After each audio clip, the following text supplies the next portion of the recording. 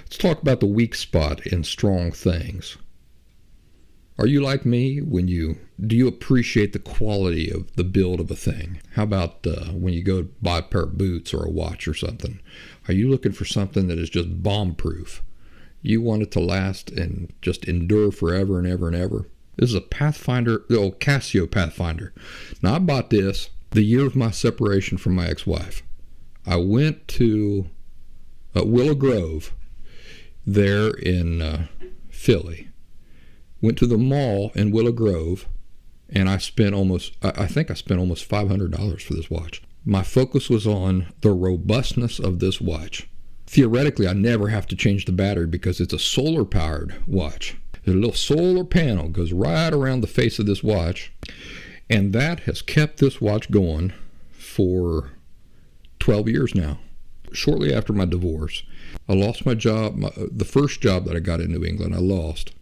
And I was living on unemployment there for a long time. I failed to be exposed to sunshine for so long. The battery power of this watch dipped down to a dangerous level. And I realized, wait a second, I've turned into some kind of vampire. I was just so depressed that I wasn't going outside at all. I was just hiding in my apartment. And I had no reason to go out. I would go out to the supermarket, pick up some grub, bring that back, and then I was inside for the whole week. I was just so depressed and so down that I had no desire to go out and be outside and be doing things outside, and I really couldn't anyway because I couldn't afford it.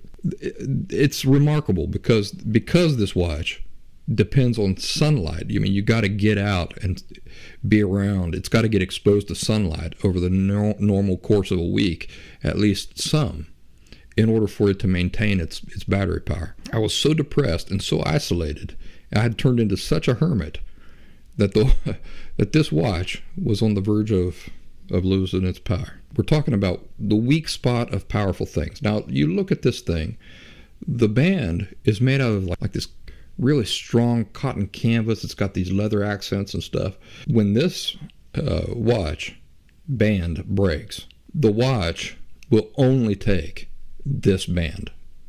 I cannot use just any band on this watch.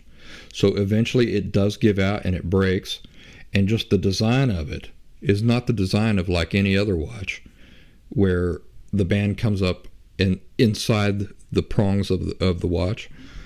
On this watch, the band comes up on the outside of the prongs. This design is the Achilles heel. It's the weak spot of this watch.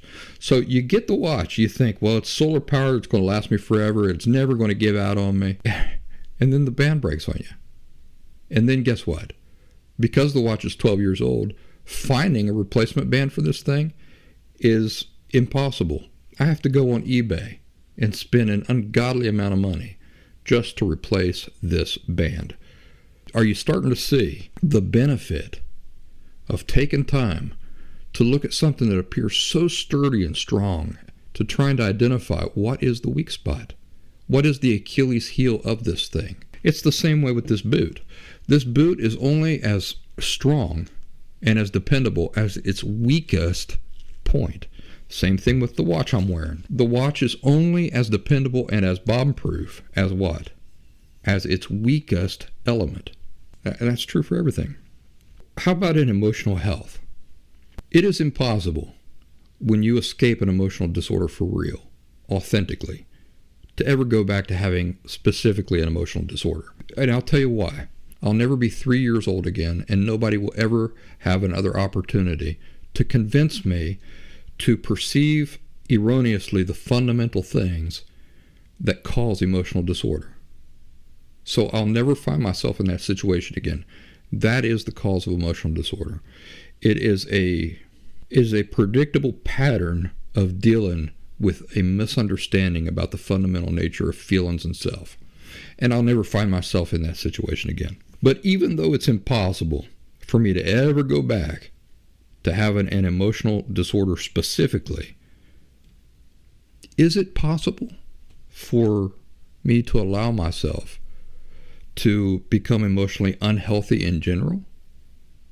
Yes, that's always a possibility. If I'm not careful, I could always adopt new unhealthy attitudes.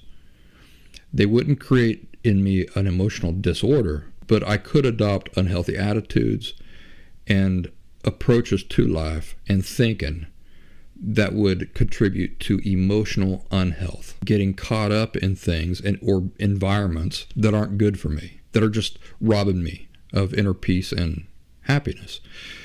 It's unhealthy, right? Definitely I could get caught up in those sorts of things. So in my life, I'm always studying it to try to recognize the weak spots in my thinking or in my personality or in my approach to life. What are your weak spots? One of my weak spots is exhaustion. That is an Achilles heel for me, getting exhausted. When I get exhausted, I get moody. When I'm exhausted, I can't think as clearly as I can at other times. I'll tell you, another thing about getting exhausted is that what I know is important stops seeming important when I get exhausted. Does that happen to you? So, for example, it's very important to me when I'm well-rested and clear-minded to not snap at my daughter. What happens when you get exhausted or you're feeling bad? Preventing yourself from snapping at somebody doesn't seem so important as it did when you were rested, does it? It kind of feels like it's a little bit more justified because I'm really tired or I'm hungry or I don't feel good. That's a Achilles heel for me. Think about that, all right?